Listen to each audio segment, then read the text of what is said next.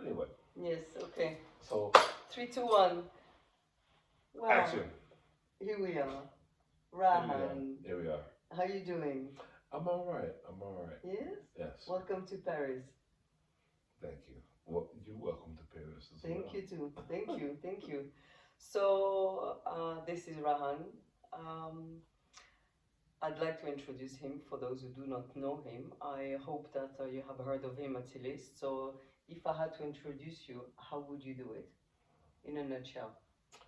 In a nutshell, I just play music, or I make music and I play music the way I like it. Hopefully, the people that have heard me like what I do, and the people that haven't heard me may at some point or time like what I do. That's good. Mm-hmm. But you're from Chicago. Yeah. Born and raised in Chicago. Yeah, well, actually, we gotta step back. I'm actually from Maywood, Illinois. I gotta represent. Well, I was born in Maywood, but I lived in Chicago most of my life. Okay. Now, so to recap in your journey, so you became you're more than a DJ and producer. How did it all become? How did that become? Mm-hmm. What before all of that, I was in a dance group, Okay. right? And well, actually, before the dance group, I did edits, Okay. like edits of old disco songs, Mm-hmm. and but it really stemmed from the edits from disco songs, from the DJing, learning the counts, because when you dance, Mm-hmm. a good dancer can be a great DJ. I would say that, and a great dancer knows their counts, Right. Mm-hmm. and knowing their counts is the whole fundamental of DJing. Mm-hmm. Well, music, period. Mm-hmm. You know? Mm-hmm. And that's how I became. Well, that's how I started DJing, because I learned counts. 1, 2, 3, 4, 5, 6, 7, 8 Mm-hmm. can save your life. Okay. So you were in a group, a group of dancers. You were dancing, or you were playing music? What dancing. You were dancing in a group. Okay. Mm-hmm. What kind of dancing was it? Like the house vibe? But hustling, I guess we would call it. Yeah. We would hustle. I don't know, some spins.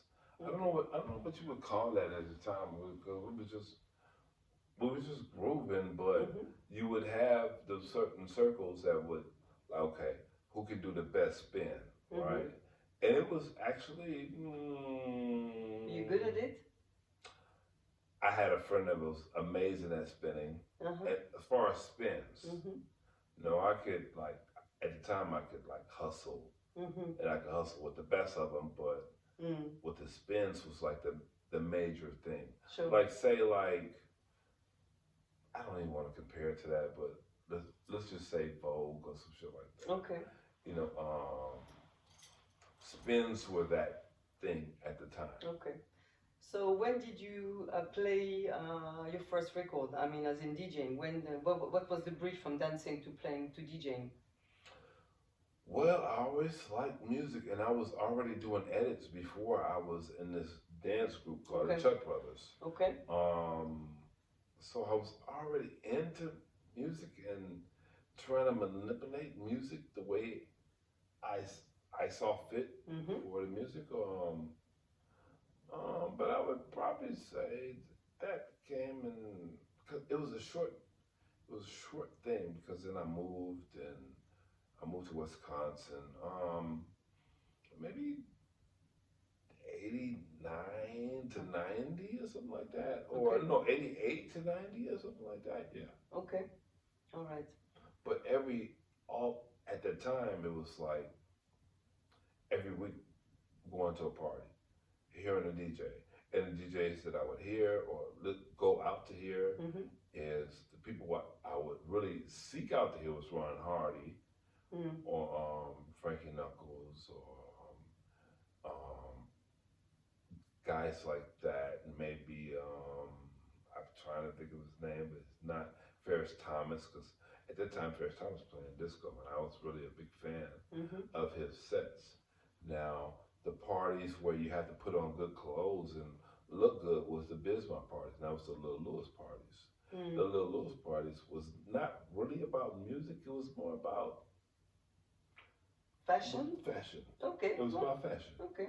What you got on, and Mm-hmm. that's what it was. But it was definitely good music. Sure. And Lewis made some of the most killer tracks, or played most of the killer tracks Mm. ever Mm-hmm. at that time. Even, I'm gonna say even still to now.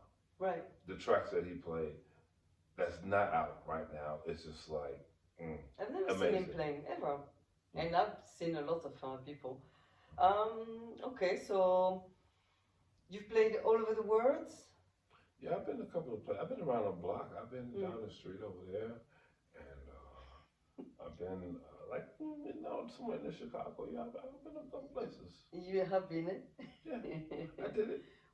So, do you have any favorite place or one epic event where I don't know, so something that really still marked you until this day, so far in your profession? No, I won't say that because it's about the people that's in the party. I've Mm. been to some amazing parties, Mm-hmm.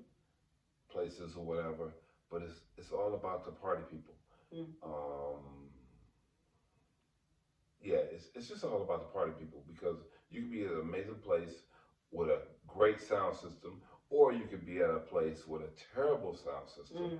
but everybody's in it. Yes. They're not on the phone taking pictures, Mm. making like, "Ooh, look at me." Mm. Everybody's in it to in it. I mean, in it to be in it. Sure. So I would say one of the top places I would, if I would put a top place in the top place, Mm. I would say Panorama Bar. Okay. And it's not the best sound by It's far, not, no. but when they're in it, Mm. they're in it. Mm. All of them. Okay. Hmm. Okay. So, what do you think about the music now? After COVID, after three years of standby, and I don't know if you want me to say all this, but yeah. I do, because I'm asking this. This is a question that needs to be asked. It's how do I say this? It's not the same as pre-COVID. It's not the same as like music. Music, I believe, is natural, right? Okay. If you like the song, you don't like the song. Mm-hmm. I shouldn't have to dance harder than the audience. I shouldn't have to put on a skirt for the audience. Okay. Now, I believe, in my personal view, right now, if I put on a skirt and wear some lipstick, I'm not an attractive lady, right? If I put that on, but I will be getting a lot more money. I think. Okay. Okay. Now, I'm not saying that people that um, wear dresses or Do you mean it's candy? yeah, The right, right, DJs, right. It's just all focused on the DJ, and the DJ actually, if they're a real DJ, you should be focused on the music, not focused on what I can dance like or what outfit I put on. It's like I remember back in the day, I used to hear about these parties where, and I've seen this actually. Kenny Dixon, Moody Man, yeah. um, would play behind a curtain, Mm. and I'm not gonna say what he did it for, but I feel that he felt like you shouldn't look at me, focus on the music, and I'm not, and maybe I'm wrong, and I'm sure You're not. I'm I sure agree with you. I'm sure that it'll get back to me if he's gonna say to me, he's gonna say to somebody to tell him shut the fuck up because he's wrong. I just didn't want nobody to see me, and that's fine and fair enough. But I just felt like people looking at him like, what are you looking at him for? Party, because that's how when I grew up to party with Ron Hardy, Frankie Knuckles, I wasn't looking at this dude. I remember the first time I met Frankie Knuckles, I was like, look at this old ass man. And I was all of 12 or 13. Right. But I would party with his music. And it's not about that DJ or whoever's Mm. playing the music, it's about me liking the music, first of all, Mm-hmm. me dancing. Hopefully, I can get a number. A number, right? That's not even a Facebook, but that was the time. A number. That's right. All right, let me call her. And you don't want to call her tomorrow. You got to call her. What? Him or her? I'm not saying. Sure You thing. know, Sure. call him or her. Mm. A couple of days later, so you don't seem like you thirsty. But you know. Sure thing. Yeah, things have changed, eh? Yeah, oh yeah, It's absolutely. I'm not really necessarily enjoying every experiences. I do go out much less because of the content, the quality of or the offering rather. It's just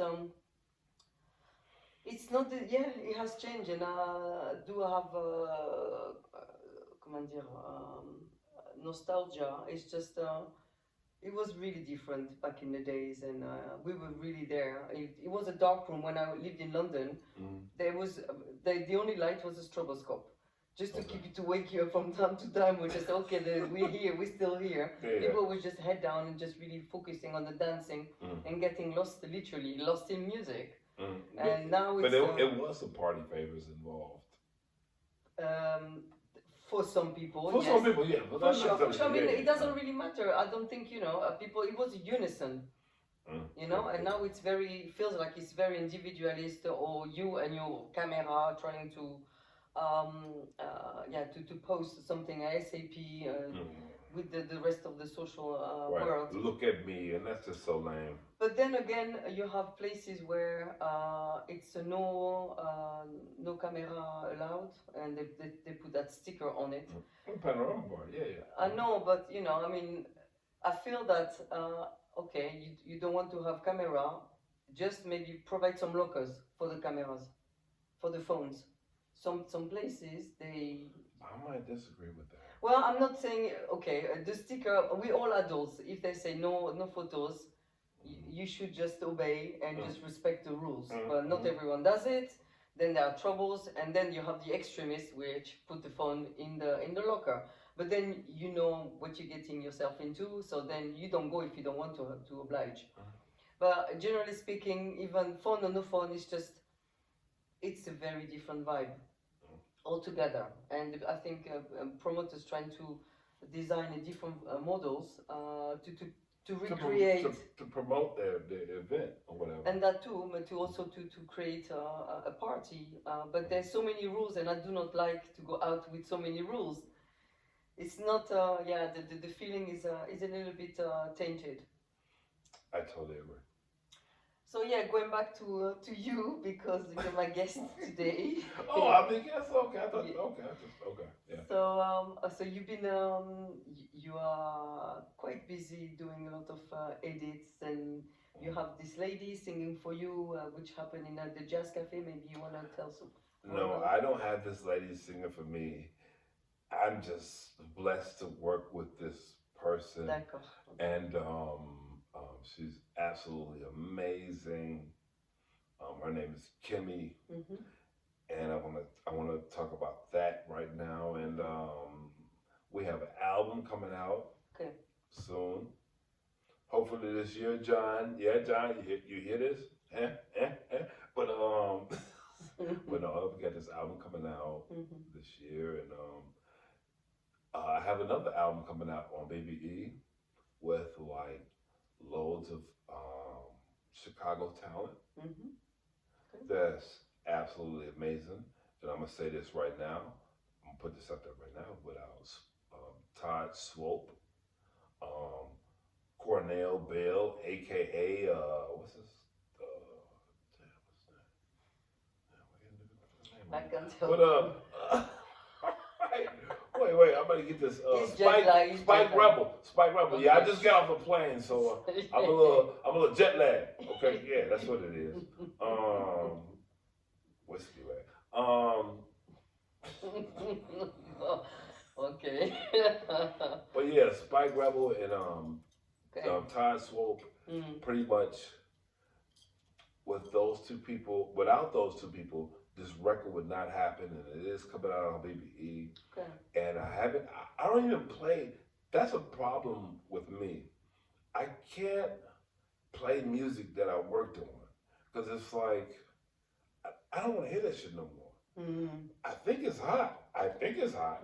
I want to think it's hot. I want people to think it's hot. But it's like you listen to a song like I don't know 20 or 30 times. It's just like, but I promise you, it's hot. I wouldn't. I mean, I think even the BBE label wouldn't like. No, we don't want that shit if it was terrible or whatever. And I think that the BBE, the thing that's coming out on BBE, I think it's gonna show what I mean. I had a 12-inch come out on a couple of the songs, but the album, when the album comes out, it's gonna show the whole. It's gonna give you the whole dinner. Okay. You know, not that's the appetizer. You know, so now you get the so it's the appetizer. Maybe come with like I don't know some I don't know what the appetizer come with. A little soup, a little salad, or something like that. So now this is It's snails. No. This is a soul food thing. So this is like you get a little soup and salad. You get I don't know, and then you get the. I can't even think of what so you get some sweet potatoes. I hate sweet potatoes, but I'm gonna say sweet potatoes just to say Pumpkin. that. No, sweet potatoes. Okay. No pumpkin pie. We ain't doing that. Sweet potatoes. We're not doing pork, and that's another thing we're not doing pork. We're But we're not doing pork. But you get some candy yams, some sweet potatoes, some collard greens, some turkey, what turkey? Not turkey bacon, turkey sausage. I don't know. Some turkey-ish. Turkey. On the greens or whatever, the collard greens. Sounds delicious. I'm really hungry now. You ready to go? Yeah, well, not yet. Okay, so but no, I want to give something the musically and like the music. I mean the food I was just talking about, like something like that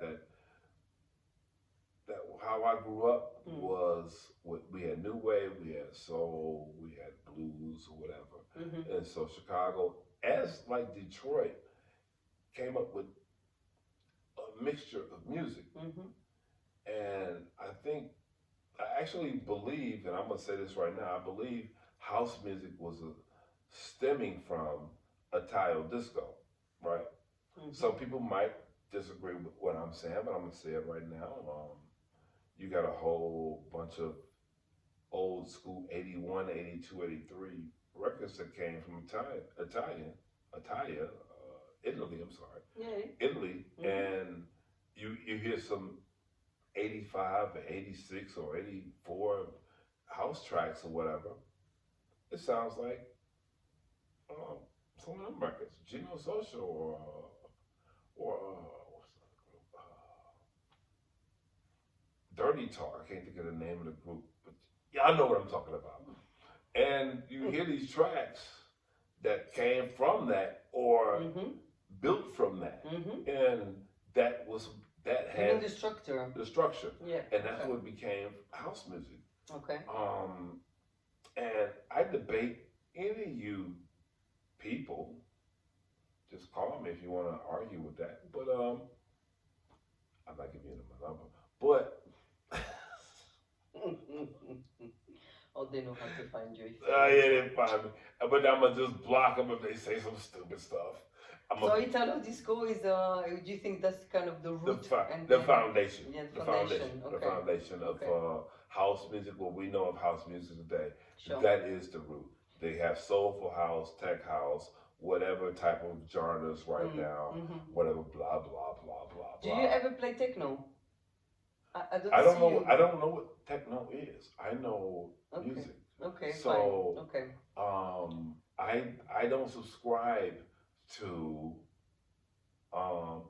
any genre of music. Okay. Do you play? I like. And that's fine. Good music. That's fine. But I've seen you playing it several times. I know what you make, and you can play some really nice 120 25 BPM? Mm, Do you play higher than that? I could. You could, but do Mm-hmm. you? Yeah. Oh yeah, I do actually. Okay. Listen to the rest of the set. What's it? I mean, like the DJ set. So you heard me playing the 125. Let's say I stopped recording at 125. Yeah. Some of the times I still record. Like when I first started DJing, Mm-hmm. me and a former friend that he's not my friend anymore, but we when he got off work or whatever, we would just play until we would just play music or Mm-hmm. whatever. Well, I would just play music, but he would drink, right? Fine. And then I would drink with him, of course, Mm-hmm. because he didn't really play. He wasn't a DJ, but we hung out every Saturday. Mm-hmm. That was the day off that I had. I used to work on my job or whatever. That was Mm-hmm. the day off, so I would go get some ice house because I was broke or whatever, and we would drink the little ice house. I never had any whiskey. No, I wasn't even drinking whiskey at the time. Maybe some tequila. No, I'm trying to think what my drink was. Ice House was a very cheap beer, and maybe Red Dogs. I would drink Red Dogs, and we would go to a place called Red Dogs at the time, and I would drink. I'm sorry, I'm talking about alcohol, but I would. I would drink Tanqueray. Tanqueray. Drink some Tanqueray. Okay. Those are my And drinks. playing some. Playing some music. Yeah, playing some music. And Mm-hmm. it didn't matter if it was jazz or what we consider house or R&B. It was just music that all these different genres of music, techno, what you call techno, and I would call tracks or whatever. Mm-hmm. You can mix all that stuff in and have a party. Oh, and for sure. I'm just curious if you also play because I know you have your scale is varied. Just curious if you would be in a dark room and play some 160 BPM. 160? That's a whole lot of cocaine. Or speed. I don't know um, something, but I don't see that with you because you talk about soul food and a pumpkin and a sweet potatoes. So I think this is more your what you feel. yeah, I mean, I do what I feel, and I'm not Yeah. gonna play.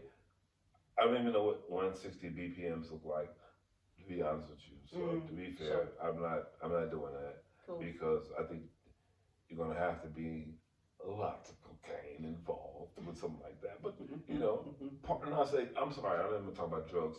Let's say party favors. Party favors involved to do 160 BM and just play. Look, I can't even. I'm not even gonna try to move my head that quick. All right then. Yeah. So what's so you have an LP on BBE and you have another one, yes? Coming up. Coming. You the Bandcamp link. What's the Ibicus?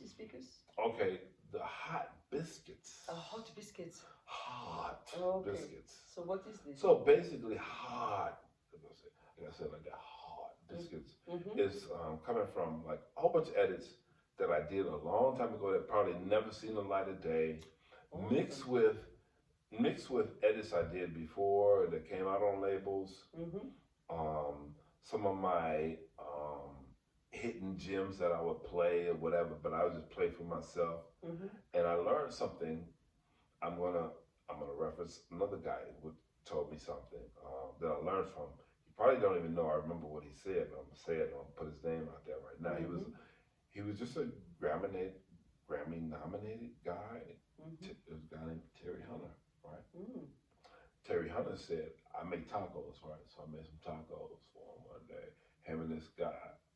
My guy I talked to almost not every other day, but I talked to him. This guy named Immaculate. What up, dog? Well, anyway, he said to me when I made these tacos, like, yo, all the music that you do, you put out. Don't save it for later. You know, pretty much. I'm paraphrasing what he said, but he was like, don't save it for later. Put all that music out now because how I took it was time is not promised for anyone. Mm-hmm. And okay, so say if I made some songs like, well, I just play this for myself, and then I die drunk and driving or whatever because I ran up on some shit and I was drunk as fuck. Now I'm dead. What's gonna happen to that music? nothing is not going to be out there. Or let's just say I'm on a flight to Paris or whatever, and the door blows off, and I just fly. I'm right there at the door, and I just fly out with the door. Mm-hmm. you know, Yes, so that could happen. that could happen, Very, right? very limited chances, but yes. right. So now, like I had so much music that I did edits for years and All years. right. Time is now. Time is now. Wonderful. Put that shit out. Nice one. Well, on that note, I'd like to thank you so much. I wasn't done talking. You were done, eh? Thank you very much for your time. So, so you have a gig in Paris tomorrow night, right? At Bellevilloise? Yeah.